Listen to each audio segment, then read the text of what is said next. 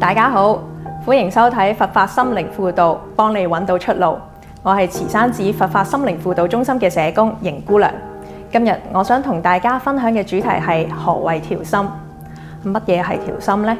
簡單嚟講，調心就係調整自己嘅內心，令佢處於一個平衡安定嘅狀態。佛法中有句說話咁講嘅，一切為心造。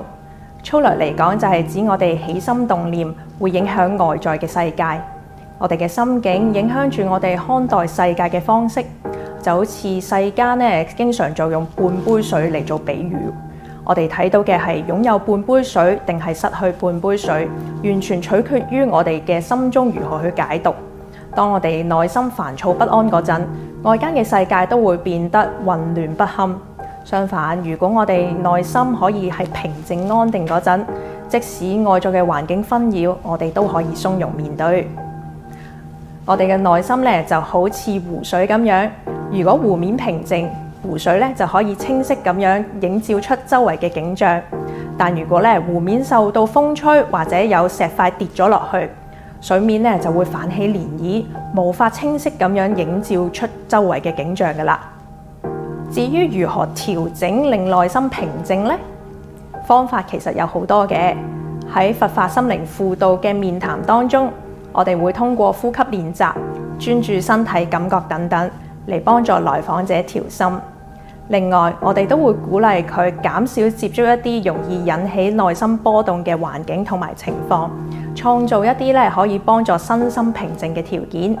例如唔好過度瀏覽手機上面嘅新聞，減少接觸容易引起焦慮或者煩躁嘅資訊，同時多啲進行一啲有助身心安定嘅活動，例如係讀下書啊，親近下大自然咁樣。另外我哋都會引導來訪者去作壁上觀，即係與當前嘅困境保持一啲距離，用旁觀者嘅角度去重新審視問題，以擴闊來訪者嘅心靈視覺。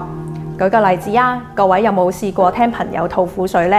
當佢哋講自己嘅問題嗰陣，我哋通常都會俾佢哋冷靜嘅喎，能用一個客觀啲嘅角度去提供建議，幫佢哋揾出解決嘅方法。我哋唔會好似當事人咁樣陷入情緒當中，被情緒左右，而係用理智啦，同埋一個寬容嘅心態去看待問題。有時候我哋都可以咁樣問自己：如果我嘅好朋友都面對同樣嘅困難嘅時候，我會俾啲咩建議佢呢？呢個問題有助我哋從困境中抽離，換一個角度去睇返問題，避免自己過度沉浸於焦慮或者自責當中。事實上，我哋都可以用對待朋友嘅方式嚟關懷同埋幫助自己。當我哋能夠保持溫柔同埋理解，內心就會變得更加穩定同平和。希望今日嘅分享都能夠幫助大家對調心有更多嘅理解。到底要心隨境轉啦，定還是境隨心轉呢？其實我哋都係可以選擇嘅。祝願大家保持內心嘅清明同自在。